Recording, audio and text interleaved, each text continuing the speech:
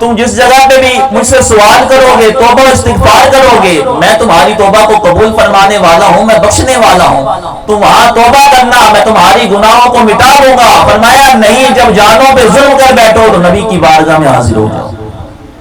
جاؤ کا اے محبوب تیرے پاس آ جائیں۔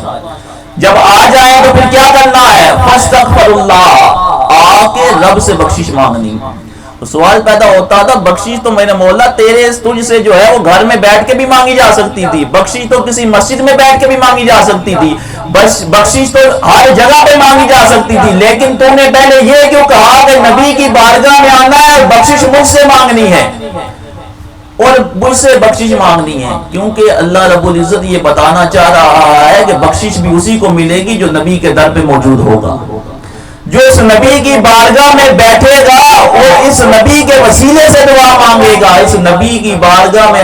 بیٹھنے والوں ہوئی کی میں بخشش قبول کرتا ہوں۔ یہ جاؤ کا معنی ہے کہ حضور کی بارگاہ میں صرف جانا نہیں، بلکہ حضور علیہ السلام کی بارگاہ میں رب سے بخشش مانگنے کے لیے جانا ہے۔ فاستغفر اللہ، وہاں جا کے رب سے بخشش مانگو۔ واستغفر لهم الرسول، اب رب سے بخشش مانگ لینی ہے، کام ختم ہو جانا چاہیے، لیکن کام ابھی ختم نہیں ہوا۔ کہا کہ رب سے بخشش مانگنے کے بعد اس نبی سے بھی کہو کہ ہمارے لیے دعا کریں، رب ہمیں بخش دے۔ جب یہ کام کرو گے، تین کام، سب سے پہلے جو ہے وہ اتیان بحضرت النبی صلی اللہ علیہ وسلم، حضور کی بارگاہ میں آنا۔ دوسری چیز، حضور علیہ السلام کی بارگاہ میں آ کے رب سے جو ہے وہ بخشش مانگنا۔ تیسری چیز، حضور علیہ السلام سے بھی عرض کرنا، یا رسول اللہ آپ رب سے ہمارے لیے بخشش فرمائیں، بخشش مانگیں۔ لَوَجَدُ اللَّهَ تَوَّابًا رَحِيمًا، جب یہ تین کام ہو جائیں گے تو تم اپنے رب کو بڑا بخشش کرنے والا، توبہ قبول کرنے والا پاؤ گے۔ اب کوئی کہنے والا یہ کہہ سکتا ہے کہ جب حضور علیہ السلام کی زندگی تھی، حضور موجود تھے، اس وقت تو حضور کی بارگاہ میں جانا ممکن تھا، بندہ حضور کی بارگاہ میں جائے، صحابی رسول ہے، حضور کی بارگاہ میں جائے اور جا کے حضور سے عرض کرے، حضور اس کے لیے بخشش مانگے، رب بخش دے گا۔ اب تو حضور علیہ السلام جو ہیں وہ ہمارے سامنے موجود نہیں ہیں، حضور کی بارگاہ میں ہم کیسے جائیں، کیسے حضور علیہ السلام سے جا کے بخشش مانگیں؟ صحابہ کے لیے تو ممکن تھا وہ جا سکتے تھے، ہمارے لیے تو ممکن ہی نہیں ہے، ہم اپنے گناہوں کو کیسے بخشوائیں؟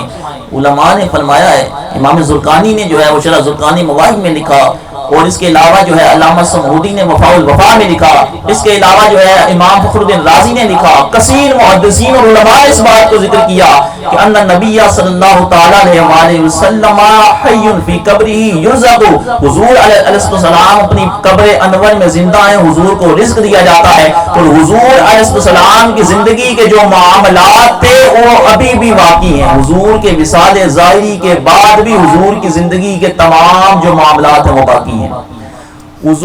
ان نبی صلی اللہ علیہ وسلم، حضور جو ہیں ان کی حرمت ہی حی کا حرمت ہی میت، حضور کے زندگی کے اندر جیسے تم حضور کی تعظیم کیا کرتے تھے، حضور کے وصال ظاہری کے بعد بھی حضور کی تعظیم ویسے ہی کرنی ہے۔ اس کا معنی یہ ہے کہ نبی کے دنیا سے جانے سے نبی کے احکام بدلتے نہیں ہیں، نبی کا دنیا سے جانا وہ رب کا فیصلہ ہوتا ہے، وہ اس وقت پہ پورا ہونا ہوتا ہے، لیکن اس کا معنی یہ نہیں ہوتا کہ جو ہے وہ امت کو جو ہے وہ کھلی چھوٹ مل گئی ہے، اب جو ہے وہ جو چاہے نبی کے بارے میں کہتا رہے۔ کوئی معاذ اللہ نبی کے بارے میں یہ کہہ دے کہ نبی کا جو ہے وہ نماز میں خیال آنے سے نماز ٹوٹ جاتی ہے، کوئی معاذ اللہ اپنے نبی کو جو ہے وہ بڑا بھائی اور وہ چھوٹا بھائی بنتا رہے، کوئی جو ہے وہ معاذ اللہ گدھے اور بیل سے معاذ اللہ نبی کے خیال کو ملاتا رہے اور یہ کہے کہ نبی چونکہ اس دنیا میں باقی نہیں رہے تو اس وقت کے احکام ہوتے دنیا کے احکام ہو رہے ہیں۔ علماء فرماتے ہیں نبی کا دنیا سے جانے کے بعد بھی نبی کی عزت وہی ہے، نبی کا حکم وہی ہے جو دنیا میں موجود ہوتے ہوئے حضور علیہ السلام کی بارگاہ کے اندر جو نبی علیہ السلام کے سامنے تم نے معاملہ کرنا تھا، حضور کے سارے احکام ابھی بھی وہی ہیں۔ قاضی اعظم مالکی نے شفا میں لکھا، آپ فرماتے ہیں کہ حضور علیہ السلام کا جب ذکر کیا جائے، امتی کو چاہیے کہ جب نبی کا ذکر کیا جائے تو نبی کے ذکر کے وقت جو ہے اس کے دل کے اندر خشوع و خضوع کی کیفیت پیدا ہو جانی چاہیے۔ امام غزالی نے احیاء العلوم میں لکھا، آپ فرماتے ہیں جب یہ بندہ کہتا ہے نا السلام علیکہ ایھا النبی، نماز میں جب بندہ کہتا ہے امام غزالی فرماتے ہیں جب نماز میں السلام علیکہ ایھا النبی کہے تو اس وقت یہ خیال کرے کہ حضور علیہ السلام جو ہیں وہ میری آنکھوں کے سامنے ہیں اور میں سامنے حضور کو جو ہے وہ سلام پیش کر رہا ہوں، حضور میرے سلام کا جواب دے رہے ہیں۔ امام غزالی نے لکھا ہے اس کا معنی یہ ہے کہ نبی علیہ السلام کے معاملات ہو رہے ہیں، ان کی بارگاہ میں جب کچھ چیز پیش کرنی ہے، حضور کے بارگاہ میں سلام کرنا ہے، السلام علیکہ ایھا النبی۔ اب آج یہ کہتے ہیں کہ یہ تو واقعہ معراج کی حکایت ہے جو رب نے نقل فرما دی ہے۔ جب ہم نماز میں کہتے ہیں نا السلام علیکہ ایھا النبی، اے نبی آپ کے اوپر سلام ہو، رب کا رحمت ہو، تو یہ تو واقعہ معراج کی وہ حکایت جو رب تعالیٰ نے اس وقت جو التحیات للہ والصلوات کا تحفہ دیا تھا، یہ اس کو ہم نقل فرما رہے ہیں۔ ہم نے کہا اسلام کے احکام جو ہیں وہ حقائقی نہیں ہیں، اسلام کے احکام جو ہیں وہ ایسے ہیں کہ جو اس زندگی کے اندر مرتب ہونے والے ہیں۔ اسلام کے احکام دائمی ہے۔ نبی علیہ السلام کو جو رب نے جو ہے وہ اس وقت جو حکم دیا تھا، اگر اس نماز میں پڑھ رہے ہو، اگر تو بطور حقائق پڑھ رہے ہو، اس کا مطلب ہے کہ تمہیں ثواب نہیں مل رہا۔ اگر بطور حقائق پڑھ رہے ہو، اس کا مطلب ہے کہ تم جو ہے وہ اس کو سمجھ نہیں رہے، تم صرف اور صرف اس رسم کو ادا کر رہے ہو۔ اور اگر جو ہے وہ التحیات للہ کہہ کے رب سے بخشش کا سوال کر رہے ہو اور رب سے جو ہے وہ سلامتی کا سوال کر رہے ہو، اگر تمہیں سلامتی مل رہی ہے تو کتنے بد نصیب ہو کہ اپنے اوپر سلامتی تو مانگ رہے ہو، نبی کے اوپر سلام پہنچ رہا ہے اس کو نہیں مان رہے۔ اپنے اوپر سلامتی مانو، اس وقت حقائق نہیں ہے، اس وقت ہمارے اوپر سلام آ جاتا ہے، السلام علینا وعلی عباد، ہمارے اوپر سلام ہو، اللہ کے نیک بندوں کے اوپر سلام ہو، ہم اپنے اوپر سلام بھیجتے ہیں، اللہ کے نیک بندوں پہ سلام بھیجتے ہیں، اس سلام کو تو مان لیتے ہیں، جو نبی کے اوپر سلام بھیجا ہے اس سلام کی عظمت اور شان کو جو ہے وہ ماننا ضروری ہے۔ السلام علیکہ ایھا النبی۔ قاضی اعظم مالکی نے شفا میں لکھا، آپ فرماتے ہیں کہ جب بندے کے سامنے حضور کا ذکر کیا جائے تو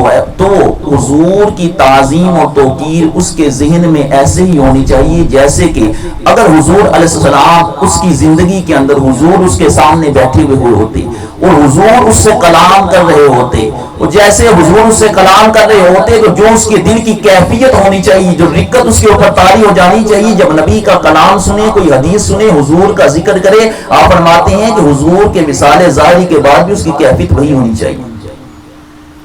اس کی کیفیت جو ہے وہ وہی ہونی چاہیے۔ امام زرقانی نے شرح زرقانی میں لکھا، ابو جعفر منصور نے امام مالک رضی اللہ تعالیٰ عنہ کی بارگاہ میں حاضر تھا تو کہنے لگا یا امیر المومنین۔ امام مالک جو ہے وہ مدینہ طیبہ میں موجود ہیں، زرقانی میں یہ روایت موجود ہے، اس کے علاوہ جو ہے کثیر محدثین نے اس روایت کو لکھا ہے۔ وہ کہنے لگا استقبل القبلۃ وادعو ام بکعبہ، اے امام مالک کیا میں اللہ کے نبی کی طرف منہ کر کے دعا مانگوں یا اس کعبے کی طرف منہ کر کے دعا مانگوں؟ آج بھی کسی کے ذہن میں سوال پیدا ہو سکتا ہے نا کہ مدینے جا رہا ہو تو اس وقت جو ہے ادھر جا کے جو ہے وہ نبی کے روزے کے سامنے کھڑے ہو کے دعا مانگوں یا اس کو پیٹ کر کے جو ہے وہ کعبے کی طرف منہ کر کے دعا مانگوں؟ تو امام مالک نے کیا جواب دیا؟ امام مالک نے فرمایا اے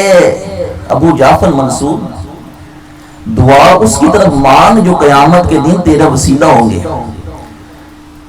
حضور علیہ السلام کی بارگاہ کی طرف رخ کر کے دعا مانگ کہ یہ کوئی عام نبی نہیں ہے، فہو وسیلتک فی الی یوم القیامہ، یہ نبی بروز قیامت تیرا وسیلہ ہے، یہ شفاعت فرمانے والے ہیں۔ امام مالک جو مدینہ طیبہ میں ساری زندگی گزاری اور ساری زندگی جو ہے مدینے میں چپل نہیں پہنی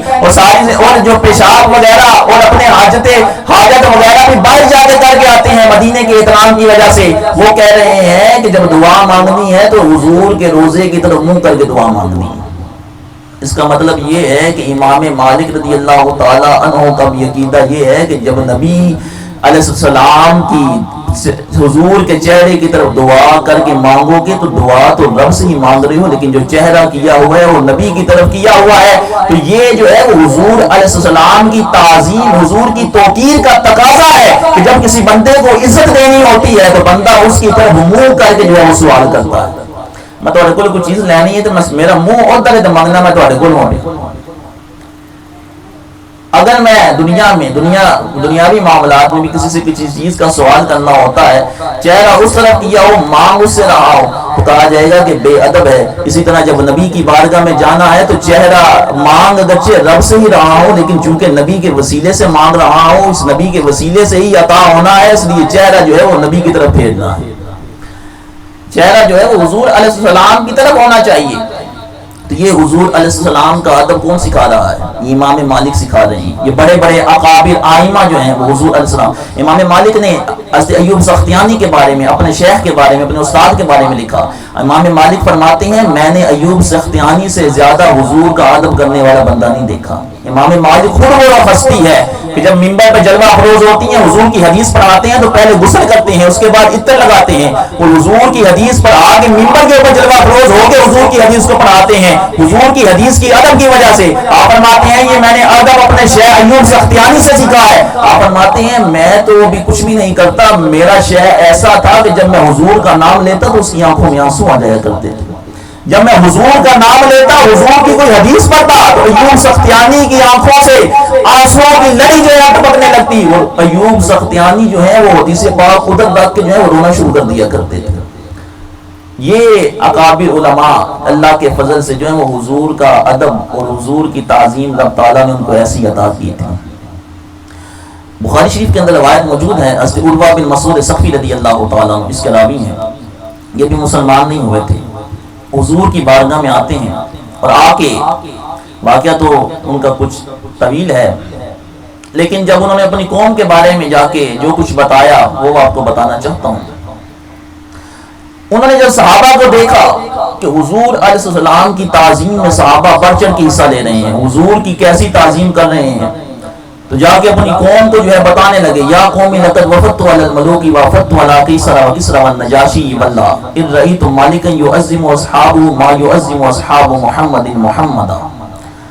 آپ نے اپنی قوم کو جا کے یہ بتایا، اے میری قوم میں تمہیں آج یہ بتانا چاہتا ہوں، میں بڑے بڑے بادشاہوں کے پاس گیا ہوں، میں بڑے بڑے وزیروں کے پاس گیا ہوں، میں جو ہے وہ کیسر روم نجاشی حبشہ کے پاس بھی گیا ہوں، بڑے بڑے بادشاہوں کا درباری رہا ہوں، لیکن میں نے کبھی نہیں دیکھا کہ کسی بادشاہ کے ساتھی اس کی اتنی تعظیم کرتے ہوں جتنے نبی کے صحابہ اس کی تعظیم کرتے ہیں۔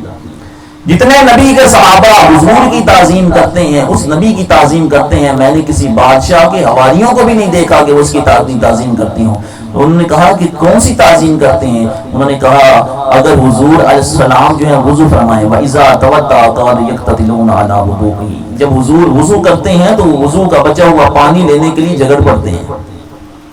وضو کا بچا ہوا پانی لینے کے لیے جگڑ پڑتے ہیں۔ وَإِذَا تَكَلَّمَ خَفَضُوا لَهُ أَصْوَاتَهُمْ، جب حضور کلام کرتے ہیں تو ان کی آوازیں نیچی ہو جاتی ہیں، ان کی آوازیں پست ہو جاتی ہیں۔ جب حضور کلام کرتے ہیں تو وہ بولتے نہیں ہیں، خَفَضُوا لَهُ أَصْوَاتَهُمْ وَمَا يُجْمِدُونَ النَّظْرَ إِلَيْهِ تَعْظِيمًا لَهُ، اور وہ نبی کی اتنی تعظیم کرتے ہیں کہ حضور کی تعظیم کی وجہ سے آنکھ بھر کے اپنے نبی کو دیکھتے بھی نہیں ہیں۔ امام زرقانی نے لکھا کہ صرف 2 صحابہ ایسے تھے جو حضور کو جو ہے وہ آنکھ بھر کے دیکھ لیا کرتے تھے، ابو بکر اور عمر۔ آپ فرماتے ہیں کہ ان 2 صحابہ کے سوا کسی کے لیے ممکن ہی نہیں تھا کہ وہ حضور کے چہرے کے اوپر نظر کو جو ہے وہ رکا کے رکھے، حضور کے چہرے کی طرف جو ہے وہ نظر کو رکا کے رکھے، کسی کے لیے ممکن ہی نہیں تھا۔ ایک صحابی رسول فرماتے ہیں، امام زرقانی نے لکھا کہ ایک صحابی رسول فرماتے ہیں کہ میں نے 1 سال تک میں نے حضور سے ایک مسئلہ پوچھنا تھا، 1 سال تک میں سوچتا رہا کہ میں مسئلہ پوچھوں یا نہ پوچھوں۔ آپ فرماتے ہیں 1 سال تک میں اس مسئلے کو مؤخر کرتا رہا، صرف حضور کی تعظیم کی وجہ سے، حضور کے روب کی وجہ سے کہ میں حضور سے مسئلہ پوچھوں تو کیسے پوچھوں۔ ان کا حضور علیہ السلام کی تعظیم کے بارے میں صحابہ کا یہ معاملہ ہے۔ آج لوگ کہتے ہیں کہ یہ اہل سنت جو ہیں یہ نبی کے بارے میں اتنی تعظیم کا حکم دیتے ہیں کہ نبی کی ایسی تعظیم کرو۔ کیا صحابہ نے بھی حضور کی ایسی تعظیم کی؟ کیا صحابہ کرام بھی جو ہے حضور علیہ السلام کی ایسی ہی تعظیم فرمایا کرتے تھے؟ صحابہ کرام ہم تو صرف بتا رہے ہیں، جو کرنے والے تھے وہ تو صحابہ ہی تھے۔ ہم تو کہہ رہے ہیں کہ کرو، جنہوں نے کر کے بتائی ہے وہ صحابہ تھے، ہم تو ان کا عمل بتا رہے ہیں کہ وہ ایسے لوگ تھے۔ جب وہ اتنی نبی کی تعظیم فرمانے والے ہیں تو ہماری تو اوقات ہی نہیں ہے، وہ تو اتنے عالی لوگ ہیں۔ رب تعالیٰ قرآن میں ان کی تعریفیں فرما رہا ہے، ان کی جب قرآن میں تعریفیں فرما رہا ہے پھر 7 تنبیہیں بھی فرما رہا ہے۔ یا ایھا الذین آمنوا لا تقدموا بین یدی اللہ ورسولہ واتقوا اللہ، اے ایمان والو اس نبی سے، اللہ اور اس کے رسول سے آگے نہیں بڑھنا۔ امام فخر الدین رازی نے تفسیر کبیر میں اس بات پہ گفتگو فرمائی کہ اللہ اور اس کے رسول سے آگے نہ بڑھنے کا معنی کیا ہے۔ آپ فرماتے ہیں کہ اللہ سے آگے بڑھنا تو سمجھ میں نہیں آتا، اللہ سے بندہ آگے کیسے بڑھ سکتا ہے؟ رسول سے آگے بڑھنا سمجھ میں آتا ہے کہ رسول چونکہ ایک ذات ہے، اور رسول سے اگر کوئی بندہ گفتگو میں آگے بڑھ جائے اس کو بھی آگے بڑھنا کہا جائے گا کہ حضور سے پہلے گفتگو کر دے، اگر کوئی فعل حضور سے پہلے کر دے تو اس کو بھی کہا جائے گا کہ یہ آگے بڑھ گیا ہے، حضور سے پہلے اس نے فعل کر دیا ہے۔ لیکن رب چونکہ زمانے سے پاک ہے، مکان سے پاک ہے، اس ذات کے بارے میں آگے بڑھنا سمجھ میں نہیں آتا۔ آپ فرماتی ہیں یہاں اللہ رب العزت جو ہے وہ اپنا آگے بڑھنا جو فرما رہا ہے، مقصود یہ نہیں ہے کہ مجھ سے آگے نہیں بڑھنا، یہ اللہ رب العزت صرف اور صرف اپنے نبی کی تعظیم کے لیے اپنے نام کو ذکر فرما رہا ہے۔ اس نے جو یہ کہا نا مجھ سے آگے نہیں بڑھنا، مقصود یہ ہے کہ نبی سے آگے نہیں بڑھنا، اپنا نام اس نے صرف اور صرف اپنے نبی کی تعظیم کے لیے آگے کیا ہے کہ جس طرح تم یہ پسند نہیں کرتے کہ رب سے جو ہے وہ سبقت لے جاؤ، تو میں تو تمہیں بتا رہا ہوں مجھ سے تو تم سبقت لے جا ہی نہیں سکتے۔ میرا بتانے کا مقصود صرف یہ ہے کہ اس نبی سے کسی بھی کام کے اندر سبقت نہیں لے جانی، سارے وہ تقدیم جو ہے وہ جیسی بھی ہو، چاہے حقیقی ہو، چاہے حکمی ہو، چاہے تقدیم حصی ہو، چاہے معنوی ہو، کسی بھی لحاظ سے جو ہے وہ اس نبی سے جو ہے وہ آگے نہیں بڑھنا۔ یہ اس کے بارے میں اختلاف ہے۔ علامہ علوسی نے تفسیر المعانی میں لکھا کہ بعض صحابہ نے جو ہے حضور سے پہلے قربانی کر لی، اور اللہ رب العزت عید کی نماز کے دن جو ہے وہ حضور سے پہلے جو ہے یعنی عید کی نماز سے پہلے ہی انہوں نے قربانی کر لی، تو اللہ رب العزت نے اس آیت کو نازل فرمایا یا ایھا الذین آمنوا لا تقدموا بین یدی اللہ ورسولہ، اے ایمان والو اللہ اور اس کے رسول سے آگے نہ بڑھو۔ واتقوا اللہ ان اللہ سمیع علیم، اللہ سے ڈر جاؤ، اللہ سننے والا، اللہ جاننے والا ہے۔ حضور علیہ السلام سے تقدم کا معنی یہ ہے کہ جب حضور کلام کریں تو کلام تم نے پہلے نہیں کرنا۔ فعل میں تقدم کا معنی یہ ہے کہ جب نبی کوئی کام کرنے لگے تو وہ کام نبی سے پہلے تم نے نہیں کرنا، پہلے نبی کرے پھر تم کرو، نبی کلام کرے اس کے کلام کے بعد تم کلام کرو۔ نبی کے تقدم حقیقی ہو، تقدم حکمی ہو، نبی کے جو افعال ہیں ان کے اندر بھی آگے نہیں بڑھنا، کلام کے اندر بھی آگے نہیں بڑھنا۔ یا ایھا الذین آمنوا لا ترفعوا اصواتکم فوق صوت النبی، اے ایمان والو اپنی آوازوں کو نبی کی آواز سے اوپر بھی نہیں کرنا۔ امام فخر الدین رازی فرماتے ہیں کہ جو اللہ رب العزت نے یہ فرمایا ہے کہ لا ترفعوا اصواتکم فوق صوت النبی، نبی کی آواز سے اپنی آواز کو اوپر نہیں کرنا، اس کا معنی یہ ہے کہ نبی کے سامنے زیادہ باتیں نہیں کرنی، نبی کے سامنے زیادہ کلام نہیں کرنا، زیادہ بات نہیں کرنی۔ کیوں؟ آپ فرماتے ہیں جب بندہ زیادہ باتیں کرتا ہے تو اس وقت زیادہ باتیں کرنے کی صورت میں اس کی آواز کبھی کبھار بلند ہو جاتی ہے۔ تو آپ فرماتے ہیں کہ جب کسی سے کلام کیا جائے تو کلام کے مقصود دو ہوتے ہیں، یا تو اس کو اپنی بات سمجھانی ہے یا اس کو کوئی خبر دینی ہے۔ میں آپ سے کلام کر رہا ہوں، یا تو میں نے آپ کو کوئی سمجھا رہا ہوں، کچھ خبر دینی ہے، یا آپ سے جو ہے وہ اپنے لیے کچھ خبر چاہنی ہے۔ آپ فرماتے ہیں کہ نبی کو خبر دینا تو ممکن ہی نہیں ہے، کیونکہ نبی کو خبر تو تب دی جائے گی جب نبی کو خبریں ہونا۔ جب نبی کو خبر اس کو دی جاتی ہے کہ جس کے پاس خبر نہ ہو، جس کے پاس تیری خبر بھی موجود ہو، اپنی خبر بھی موجود ہو، جس کے پاس جو ہے وہ اس کائنات کے شروع سے لے کر آخر تک کی خبریں موجود ہوں، اس کو خبر دینے کا کوئی معنی نہیں ہے۔ اس وجہ سے جو ہے وہ اللہ رب العزت نے فرمایا اگر نبی کے سامنے کلام کرنا ہے تو کلام صرف اتنا ہی کرنا ہے جتنا کوئی سوال پیش کر سکو۔ جب بندہ سوال پیش کرتا ہے نا یا رسول اللہ یہ معاملہ کیوں ہے، تو سوال تھوڑا سا ہی ہوتا ہے، کوئی لمبی چوڑی تقریر نہیں ہوتی۔ اللہ رب العزت نے فرمایا لا ترفعوا اصواتکم فوق صوت النبی ولا تجهروا له بالقول كجهر بعضكم لبعض ان تحبط اعمالكم وانتم لا تشعرون، اور جو ہے وہ نبی کے جب سامنے جب کلام کرنا ہے تو اپنی آوازوں کو اونچا ایسے نہیں کرنا جیسے آپس میں ایک دوسرے کے ساتھ اونچی آواز میں بولتے ہو۔ ان تحبط اعمالكم وانتم لا تشعرون، ایسا نہ ہو کہ تمہارے سارے عمل برباد ہو جائیں تمہیں خبر بھی نہ ہو، سارے عمل برباد کر دو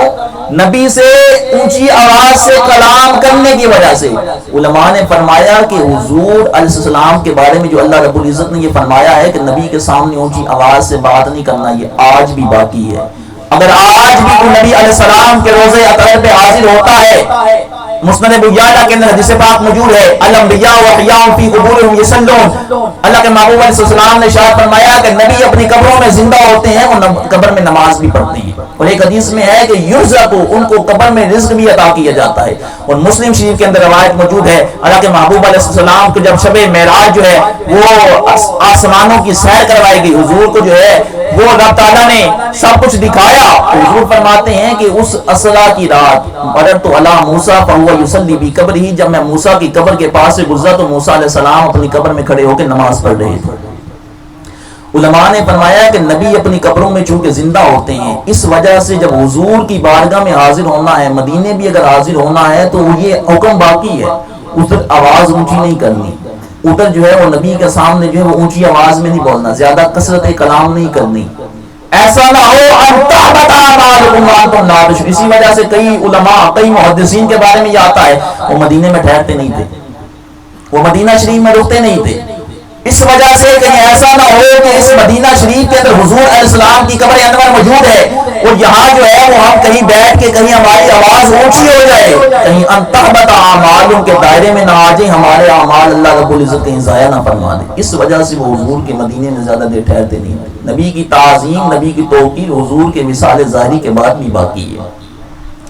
یہ حضور علیہ السلام کی جب تعظیم باقی ہے تو حضور علیہ السلام جس کی تعظیم باقی ہو، جس کی توقیر باقی ہو، وہ کیسا بندہ ہو سکتا ہے؟ آپ اس کی عزت تو بڑی کریں، اس کا اکرام تو بڑا کریں، کیا کمالوں والا ہے، کیا مرتبے والا ہے، کیا مقام والا ہے، لیکن اس کے کمال کو نہ مانیں، تعظیم تو بڑی کریں، حرمت تو بڑی کریں، لیکن کہیں کہ اختیار کوئی نہیں ہے۔ بے اختیار بندہ جو ہے وہ قابل تعظیم نہیں ہوتا، یہ بات یاد رکھنے والی ہے۔ بے اختیار بندہ، تعظیم اسی کی جاتی ہے کہ جس کے پاس کوئی اختیار ہوتا ہے، اس کی بندہ کبھی تعظیم نہیں کرتا جو بے اختیار ہوتا ہے۔ بے علم شخص کی جو ہے وہ تعظیم نہیں کی جاتی، وہ کوئی اگر اللہ عز و جل کا ولی ہے، اس کی تعظیم کرنے کا مقصد یہی ہوتا ہے کہ ہم صرف اور صرف اس کی تعظیم اس کے اختیار کی وجہ سے کر رہے ہیں۔ اس کا اختیار کیا ہے؟ اس کا اختیار یہ ہے کہ اس کو رب کے اندر، رب کی بارگاہ میں مقام قرب نصیب ہے، اور رب کی بارگاہ سے تمہیں بخشوا سکتا ہے، اور رب کی بارگاہ میں تمہارا وسیلہ بن سکتا ہے۔ اس کو یہ اختیار عطا کیا گیا ہے، جب اس کو یہ اختیار عطا کیا گیا ہے اور اس وجہ سے اس کی تعظیم ہے، تو سوچو جب ولی کا یہ مقام ہے تو حضور علیہ السلام کی تعظیم اور حضور کا اختیار، حضور کے کمالات کی کیا شان ہوگی کہ جب نبی کی بارگاہ میں حاضر ہونا ہے تو حضور علیہ السلام کو جو ندا دینی ہے وہ اس لحاظ سے دینی ہے کہ حضور علیہ السلام کو رب نے جو ہے وہ عظمتوں والا بھی بنایا ہے، حضور علیہ السلام کو رب نے سارے اختیار بھی عطا فرمائے ہیں۔ رب نے حضور کو اپنی قبر میں اس وقت بھی حضور علیہ السلام کو جو اختیارات عطا فرمائے ہیں، حضور جو ہے اس کائنات میں تصرف کی طاقت عطا فرمائی ہے، اس کائنات میں حضور تصرف فرما سکتے ہیں۔ شیخ محقق شیخ عبدالحق محدث دہلوی نے جو حدیث ربیہ ہے نا، حضرت ربیہ رضی اللہ تعالیٰ عنہ کی حدیث پاک بخاری شریف کے اندر موجود ہے، حضرت ربیہ رضی اللہ تعالیٰ عنہ حضور علیہ السلام کو تہجد کے وقت وضو کروایا کرتے تھے۔ ایک دن اللہ کے محبوب علیہ السلام کا دریائے رحمت جوش میں آیا، حضور نے فرمایا سل یا ربیہ، اے ربیہ مانگ، آج کیا مانگتا ہے؟ نبی کو وضو کروا رہا ہے، ڈیوٹی دے رہا ہے نبی کی، نبی کو وضو کروا رہا ہے، صحابی رسول ہے، نبی کا دریائے رحمت جوش میں آیا ہے، فرمایا سل یا ربیہ، اے ربیہ آج مانگ، کیا مانگتا ہے؟ تو حضرت ربیہ نے عرض کی، انہوں نے کوئی اور ہوتا دنیا کا چاہنے والا، دنیا کی مال و دولت کا شیدائی، تو وہ مال مانگ لیتا، کوئی کچھ مانگ لیتا، لیکن وہ صحابی رسول تھے، حضور کی صحبت حاصل تھی، نبی کی جو ہے اس کو رفاقت نصیب تھی، اس نے آخرت مانگ لی، اس نے کہا یا رسول اللہ انی اسألک مرافقتک فی الجنہ، اس نے کہا یہ مال تو جو ہے وہ مالداروں سے بھی مل جاتا ہے، یہ شہرت جو ہے وہ تو کسی کو بھی عطا ہو سکتی ہے، یہ دنیا کا مال تو کوئی بھی دے سکتا ہے، میں اس آخرت کو چاہتا ہوں جو آپ کے سوا کوئی نہیں دے سکتا۔ یا رسول اللہ انی اسألک مرافقتک فی الجنہ، آقا میں آپ سے جنت میں آپ کا پڑوس مانگتا ہوں۔ اتنا بڑا سوال کر دیا ہے، نبی کے پڑوس میں تو نبی ہوں گے، نبی کے پڑوس میں جو ہے وہ صحابی تو نہیں ہوگا، نبی کے پڑوس میں تو عالی رتبے والے نبی جو ہیں وہ نبی کے پڑوسی ہوں گے۔ انی اسألک مرافقتک فی الجنہ، نبی نے یہ نہیں کہا اے نبیہ میرے پڑوس میں تو رب نے جس کو رکھنا ہے وہی رہے گا، رب نے جس کو مقدر فرما دیا وہی میرے پڑوس میں رہے گا، میں اس بارے میں کوئی اختیار نہیں رکھتا کہ تجھے میں اپنا پڑوس عطا کر دوں۔ حضور علیہ السلام نے ارشاد فرمایا ربیہ صرف پڑوس ہی چاہیے اور بھی کچھ چاہیے؟ پڑوسی چاہیے یا اور بھی کچھ چاہیے؟ مانگ لے اور جو بھی مانگتا ہے۔ عرض کرتے ہیں یا رسول اللہ بس مجھے جنت میں آپ کا پڑوسی چاہیے، کیونکہ اسے معلوم تھا جب یہ نعمت مل گئی تو دنیا کی ساری نعمتیں اور آخرت کی باقی نعمتیں بھی جو ہیں وہ اس نعمت کے سامنے کیا ہیں۔ جب نبی کا پڑوس مل گیا ہے تو یہ صحابی کی فصاحت و بلاغت ہے، انہوں نے مانگا بھی تو کیا مانگا؟ جنت نہیں مانگی، جنت نہیں مانگی، جنت میں تو کہیں بھی ہو سکتے ہیں نا، لیکن جنت مانگی اور جنت میں بھی جنت الفردوس مانگ لی، کیونکہ حضور جنت الفردوس میں ہوں گے۔ جنت الفردوس مانگنے کے بعد وہ بھی کتنی بڑی ہے، وہاں بھی پتہ نہیں نبی کی رفاقت ملے یا نہ ملے، کہا جنت الفردوس بھی چاہیے، جنت الفردوس کے ساتھ نبی کی رفاقت بھی چاہیے۔ حضور نے فرمایا اور بھی کچھ چاہیے؟ اس کہتے ہیں آقا بس یہی چاہیے، سب کچھ تو مانگ لیا ہے۔ فرمایا کہ آئنی علی نفسی کا بکثرت السجود، فرمایا اے ربیہ سجدے کرنا تیرا کام ہے، تجھے جنت میں پروس دینا میرا کام ہے۔ رب کی بارگاہ کے اندر سجدہ کرنا وہ تیرا کام ہے، تجھے جو ہے وہ جنت میں اپنا پڑوس ادا کرنا میرا کام ہے۔ جو نبی جو ہے وہ اپنے امتی کو جنت میں پڑوس ادا کر سکتا ہے، وہی نبی جو ہے اس کو رب نے یہی اختیار کیا ہے، جس طرح جنتیوں کے درجے بڑھا سکتا ہے اس طرح جہنمیوں کو جہنم میں سے نکال کے جنت میں پہنچا سکتا ہے۔ جس نبی کو رب نے یہ اختیار عطا کیا ہے۔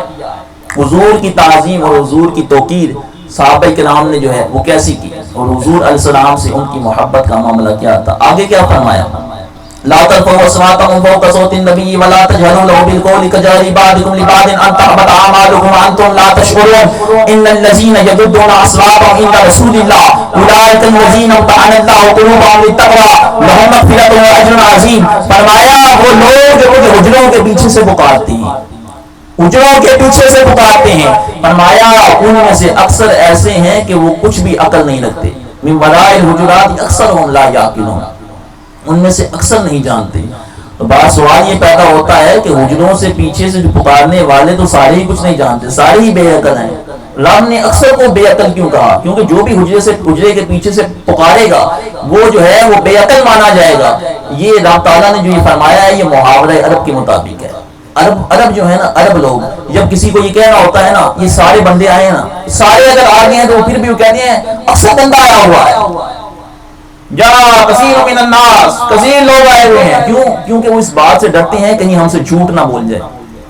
وہ جھوٹ کو بہت ناپسند کرتے ہیں۔ یہ ہماری قوم ہے کہ جو جھوٹ سے نفرت نہیں کرتی، سچی بات بھی اگر نکل رہی ہو منہ سے تو وہ پریشان ہو جاتے ہیں کہ بات سچی کیسے نکل گئی ہے، میں تو جھوٹ ملانا تھا اس کے اندر۔ وہ عرب جو ہے وہ کہتے ہیں کثیر لوگ آئے ہوئے ہیں، کثیر، یوں یہی کہتے سارے آئے ہوئے ہیں، حالانکہ سارے بھی آئے ہوئے ہوں پھر بھی یہ نہیں کہتے، ازراہ احتیاط جھوٹ سے بچنے کی خاطر۔ تو اللہ تعالیٰ نے بھی انہی کے محاورے کو استعمال فرمایا اکثر لا یعقلون، ان میں سے اکثر ہیں جو نہیں جانتے، یعنی سارے ہی نہیں جانتے۔ یہ اس وقت آیت کریمہ نازل ہوئی کہ جب بعض صحابہ، بعض اعرابی ابھی نئے نئے ایمان لائے تھے، ان کو حضور علیہ السلام کی تعظیم، حضور کی توقیر کے بارے میں اتنا معلوم نہیں تھا۔ جیسے پنڈا نے بندے ہوتے ہیں، عربی کہتے ہیں پنڈا نے بندے، جو نئے ایمان لائے ان کو معلوم نہیں تھا، تو حضور علیہ السلام کے حجرے کے باہر جا کے وہ کہنے لگتے یا محمد یا محمد یا محمد کی ندائیں کرنا شروع کر دیتے۔ اور جب ان کو کام بنتا، جب کوئی مسئلہ بنتا تو حضور علیہ السلام کو اللہ رب العزت نے فرمایا کہ حضور کے کئی معاملات، حضور جو ہے جب بندہ اپنے گھر میں موجود ہوتا ہے تو وہ اس کے کئی معاملات ہوتے ہیں، وہ فوراً باہر نہیں بھی آ سکتا، اور وہ باہر آ کے ندا کر رہے ہیں یا محمد یا محمد۔ فرمایا ان الذین ینادونک من وراء الحجرات، یہ جو پیچھے حجروں کے پیچھے سے تجھے پکار رہے ہیں اکثر بے عقل ہیں۔ ولو انہم صبروا حتی تخرج الیہم لکان خیرا لہم، اگر یہ صبر کرتے یہاں تک کہ آپ خود ان کے پاس آ جاتے ہیں، لکان خیرا لہم، ان کے لیے بہت بہتر ہوتا۔ اللہ رب العزت نے یہ نہیں فرمایا نبی کو پکارنا ہے تو یا محمد کی ندائیں نہ لگاؤ، یا محمد کی ندائیں نہ لگاؤ، کسی اور طریقے سے بلا دو۔ فرمایا کہ اگر نبی کو پکارنا ہے ولو انہم صبروا، وہاں بیٹھ جاؤ، بیٹھ کے صبر کرو نبی کے دروازے کے باہر۔ جب نبی جو ہے وہ اپنے کاموں سے فارغ ہو کے نبی کو جو ہے اپنے تمام معاملات نمٹا کے تمہارے پاس واپس آئے، لکان خیرا لہم، یہ تمہارے لیے بڑا بہتر ہے، کیونکہ اس سے رب راضی ہو جانے والا ہے۔ جب کسی سے بڑی محبت ہوتی ہے نا تو بندہ اس کے لیے بڑا انتظار کر لیتا ہے۔ اگر کسی کو کوئی بڑا آدمی ہو تو وہ کسی کے لیے جو ہے وہ 10 منٹ کا انتظار نہیں کر سکتا، لیکن رب نے نبی کے بارے میں بتایا کہ اگر نبی کے دروازے کے باہر بیٹھنا پڑ جائے، نبی کے دروازے کے باہر بیٹھ جاؤ، جب نبی خود آئے تمہارے پاس اور نبی تم سے کلام کرے تو یہ تمہارے لیے بڑا بہتر ہے، کیونکہ اس سے رب راضی ہونے والا ہے، تمہاری آخرت کو بہتر بنا دے گا۔ جو اللہ رب العزت نے پیچھے فرمایا اولئک الذین امتحن اللہ قلوبهم للتقوی، اللہ تعالیٰ نے ان کے دلوں کو جو ہے وہ تقوی کے لیے چن لیا ہے۔ جو ان الذین یغضون اصواتهم عند رسول اللہ، وہ جو اپنی آوازوں کو نبی کی آواز کے سامنے پست رکھتے ہیں۔ اولئک الذین امتحن اللہ قلوبهم للتقوی، اللہ تعالیٰ نے ان کے دلوں کو تقوی کے لیے چن لیا ہے۔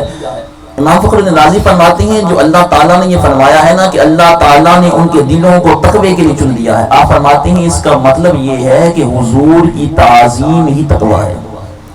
تقوی پیدا ہوتا ہی نبی کی تعظیم کی وجہ سے ہے۔ آپ فرماتے ہیں جو بندہ نبی کی تعظیم نہیں کرتا اس کو تقوی کا نور عطا نہیں کیا جاتا۔ اس کا مطلب یہ ہے کہ جو نبی کی تعظیم جو ہے وہ اصل ایمان ہے، اسی کے اوپر جو ہے وہ باقی ساری چیزیں مرتب ہونے والی ہیں۔ اللہ تعالیٰ نے کیا فرمایا؟ ان الذین یغضون اصواتهم عند رسول اللہ اولئک الذین امتحن اللہ قلوبهم للتقوی، اللہ نے ان کے دلوں میں تقوی ڈال دیا ہے۔ پہلے جو ہے وہ ایمان ہوتا ہے یا پھر تقوی ہوتا ہے؟ پہلے ایمان ہوتا ہے، تقوی تو اس کے بعد چیز آتی ہے۔ اس کا مطلب یہ ہے کہ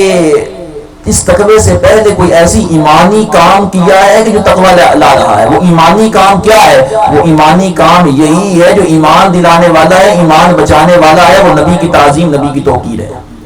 نبی کی تعظیم، نبی کی توقیر ہے۔ حضور علیہ السلام کی تعظیم کے بارے میں کثیر صحابہ کرام سے روایتیں مقبول ہیں، حضور علیہ السلام کی محبت، حضور علیہ السلام کی تعظیم اور حضور علیہ السلام پہ جانوں کے نذرانے فدا کرنے والے صحابہ۔ آج ہم جو ہے وہ اپنی طرف نظر دوڑائیں، جو بھی جتنے بھی ہم حاضرین آئے ہیں میں بھی اپنی طرف نظر دوڑاؤں، ہم اپنی طرف نظر دوڑائیں کہ ہمارا حضور علیہ السلام کی ذات کے ساتھ قلبی تعلق کیسا ہے۔ جس بندے کے، یہ بات ہمیشہ یاد رکھیے گا، جس بندے کے دل میں حضور علیہ السلام کی تعظیم ہوگی، حضور کا ادب ہوگا، اس بندے کی اولاد میں سے اللہ رب العزت برکت پیدا فرما دیتا ہے۔ اس کی اولاد میں جو ہے، اس کی نسل میں جو ہے وہ اللہ تعالیٰ کوئی ایسا بندہ پیدا نہیں فرماتا جو اس کی رسوائی کا سبب بن جائے۔ اگر بندہ خود اچھا ہو، اس کی اولاد جو ہے وہ اللہ تعالیٰ اس کو ذلیل ہونے نہیں دیتا۔ وَقَانَ أَبُوهُمَا صَالِحًا، قرآن بتاتا ہے کہ اس کا باپ جو ہے وہ 7ویں پشت میں نیک آدمی تھا، ہم نے اس یتیم کا خزانہ اس لیے چھپا دیا۔ جب یتیم کا خزانہ اس لیے جو ہے وہ چھپایا ہے تو 7ویں پشت میں نیک آدمی ہے۔ اس کا معنی یہ ہے کہ جو نبی کی تعظیم کرنے والا ہے، جو ایمان والا ہے، جس کے دل میں حضور کا ادب ہے، رب تعالیٰ اس کی نسلوں میں بھی ایسے ہی لوگ پیدا فرماتا ہے کہ جو اس کی ذلت اور رسوائی کا سبب نہیں بنتے، جو اس کی عزت کا ہی سبب بنتے ہیں۔ ایمان جسے کہتے ہیں عقیدے میں ہمارے، وہ تیری محبت تیری اطرت کی بلا ہے۔ ایمان جسے کہتے ہیں عقیدے میں ہمارے، وہ تیری محبت تیری اطرت کی بلا ہے۔ اور حضور علیہ السلام کی محبت کا نام ہی ایمان ہے۔ اگر کوئی آپ سے پوچھے کہ ایمان کس کا نام ہے، میرے حضرت امام احمد رضا فاضل بریلوی رضی اللہ تعالیٰ نے ایمان کی تعریف یہ ذکر فرمائی کہ محمد رسول اللہ جو اپنے رب سے لے کر آئے اس سب کو ماننے کا نام ایمان ہے۔ محمد رسول اللہ صلی اللہ علیہ وسلم جو کچھ اپنے رب سے لے کے آئے اس کو ماننے کا نام کیا ہے؟ اگر ایمان صرف رب کو ماننے کا نام ہوتا تو وہ تو عیسائی بھی مانتا ہے، وہ تو یہودی بھی مانتا ہے، وہ لوگ بھی مانتے ہیں کہ جو کسی بھی چیز کو، ہر چیز کا انکار کرے بیٹھے ہیں۔ اللہ عز و جل کی ربوبیت، اللہ عز و جل کی وحدانیت کو تو تسلیم کرنے والے وہ لوگ بھی ہیں، لیکن اس کا مطلب یہ ہے وہ ایمان والے نہیں ہیں۔ وہ بڑے بڑے جو ہے وہ جادوگر لوگ، بڑے بڑے جو ہے وہ اپنے آپ کو روحانیت کے پیشوا کہنے والے، وہ بھی اللہ رب العزت کو خدا مانتے ہیں، لیکن ان کو جو ہے وہ خدا ماننا بچانے والا نہیں ہے، کیونکہ ان کے دلوں میں جو ہے وہ حضور کا نام نہیں ہے، ان کے دلوں میں حضور کا ایمان نہیں ہے۔ وہ نبی نہیں مانتے حضور کو۔ جب نبی نہیں مانتے حضور کو تو اللہ تعالیٰ جو ہے وہ ہزاروں سال کی عبادتیں بھی جو ہے وہ غرق فرما دیتا ہے، ان کو تباہ و برباد فرما دیتا ہے۔ شیطان لعین جو اگر مردود ہوا ہے تو رب کی ربوبیت کا انکار اس نے نہیں کیا، اس نے نبی کی تعظیم کا انکار کیا ہے۔ اس نے کہا انا خیر منک، رب تو بڑا سونا ہے لیکن یہ میرے قابل نہیں ہے، میں اس سے بہتر ہوں۔ حضرت آدم علیہ السلام اللہ کے نبی کی تو تحقیر کی، اللہ کے نبی کی توہین کی، رب نے قیامت تک کے لیے مردود بنا دیا۔ بلعام بن باورا نے حضرت موسیٰ علیہ السلام کے بارے میں ان کے لیے معاذ اللہ بد دعا کرنے کے لیے پہاڑ پہ چڑھ گیا، ایک عورت کے اوپر عاشق ہو گیا، اس نے کہا کہ اگر تم اجابت اس کی دعا جو ہے وہ قبول ہوتی تھی، جو دعا مانگتا تھا رب قبول فرما دیتا تھا، رب نے اس کو اپنی مارگاہ میں مرتبہ ایسا عطا فرمایا تھا نا، تو اس نے کہا ٹھیک ہے میں تو مستجاب الدعا ہوں، میں تو جو دعا مانگوں گا قبول کر دیتا ہے۔ وہ کھڑا ہو گیا پہاڑ کی چوٹی کے اوپر، کھڑا ہو کر جو ہے وہ حضرت موسیٰ علیہ السلام اللہ کے نبی کے خلاف اس نے بد دعا کی۔ قرآن کہتا ہے جیسے ہی بد دعا کی اس کی زبان جو ہے وہ لٹک کی، اس کے جو ہے وہ ناف پہ گری۔ قرآن نے اس وقت کہا فَمَثَلُهُ كَمَثَلِ الْكَلْبِ، اس کی مثال کتے کی طرح ہے۔ جس کو رب نے جو ہے وہ اپنی بارگاہ کا ایسا قرب عطا کیا ہے، جب نبی سے پھرا تو کہا فَمَثَلُهُ كَمَثَلِ الْكَلْبِ إِن تَحْمِلْ عَلَيْهِ يَلْهَثْ أَوْ تَتْرُكْهُ يَلْهَثْ، فرمایا اس کی مثال اس کتے کی طرح ہے، جب تو اس کو مارتا ہے پھر بھی پیچھے کی طرف دوڑتا ہے، اگر کچھ نہ کہے پھر بھی تجھے بھونکتا ہے۔ جو لوگر کتا ہوتا ہے نا وہ کیا کرتا ہے، اگر کچھ بھی نہ کہو پھر بھی بھونکے گا، اگر جو ہے وہ مارو پھر بھی بھونکے گا۔ تو فرمایا اس کی مثال جو نبی کے اوپر بھونک رہا ہے، اس کی مثال تو اس کتے کی طرح ہے۔ اللہ تعالیٰ نبی کی تعظیم اور نبی کی جو ہے وہ ادب نہ کرنے کی وجہ سے اللہ تعالیٰ نے اس کا قرآن میں ذکر فرمایا، اس کو قیامت تک کے لیے مردود کر دیا۔ ابو لہب جو ہے 10 سال بعد ایمان لایا، تبت یدا ابی لہب جب نازل ہوئی اس کے 10 سال بعد معاذ اللہ ابو لہب جو اس کے 10 سال بعد مر گیا۔ ابو لہب جو ہے وہ تبت یدا ابی لہب، اللہ تعالیٰ نے فرمایا اس کے ہاتھ ٹوٹ جائیں، اس کے 10 سال کے بعد مرا۔ نبی کا بے ادب تھا، نبی کا کیا تھا، اس کی عورت بھی نبی کی بے ادب، وہ خود بھی نبی کا بے ادب۔ اس نے کیا کہا، قرآن نے کیا کہا تبت یدا ابی لہب، اس کے دونوں ہاتھ ٹوٹ جائیں۔ وہ ایمان لا سکتا تھا، کہتا میں تو مسلمان ہو گیا، میں تو ایمان قبول کر لیا، قرآن کہنا میرے دو ہاتھ ٹوٹ جائیں، تو قرآن تو جھوٹا ہو گیا،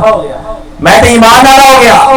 لیکن رب نے یہ بیان فرما دیا کہ جس کے دل میں نبی کی تعظیم اور نبی کی جو ہے وہ محبت نہیں ہوگی، اس کو میں 10 سال بھی اگر اگلے عطا کر دوں گا وہ ساری زندگی بھی جو ہے وہ ایمان لانے والا نہیں ہے، کیونکہ ایمان مرتب ہی نبی کی تعظیم کے اوپر ہوتا ہے۔ اللہ تعالیٰ ہم سب کو حضور علیہ السلام کی محبت عطا فرمائے اور اپنے قلبی تعلق کو حضور کے ساتھ جوڑنے کی توفیق عطا فرمائے۔ یہ قلبی تعلق ہی ایسا ہے جو آپ کو روز قیامت جو ہے وہ رب کی بارگاہ میں نجات دلانے والا ہے۔ امام بوسی نے کہا تھا ہماری طاعت النصارى فی نبیہم واحکم بما شئت مدحا واحتکمی، آپ نے فرمایا کہ وہ نہ کہنا جو نصرانیوں نے اپنے نبی کے بارے میں کہا، انہوں نے کہا عیسیٰ خدا ہے، خدا کا بیٹا ہے، فرمایا وہ نہ کہنا، نہ خدا کہنا نہ خدا کا بیٹا کہنا، لیکن واحکم بما شئت مدحا واحتکمی، اس کے علاوہ جو نبی کی جتنی تعظیم کر سکتا ہے، جتنے حضور کے فضائل بیان کر سکتا ہے بیان کرتا چلا جائے۔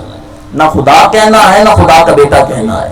نہ خدا مانتے ہیں نہ ہم نصرانیوں کی طرح جو ہیں وہ ٹرینٹی کے قائل ہیں، ہم یہ بھی نہیں کہتے 3 خدا ہیں، ہم یہ بھی نہیں کہتے کہ حضور خدا ہے، ہم یہ بھی نہیں کہتے کہ حضور علیہ السلام جو ہے وہ معاذ اللہ رب کے بیٹے ہیں، ہمارا کوئی ایسا عقیدہ نہیں۔ ہمارا عقیدہ وہ ہے جسے محقق نے بیان فرما دیا یا صاحب الجبال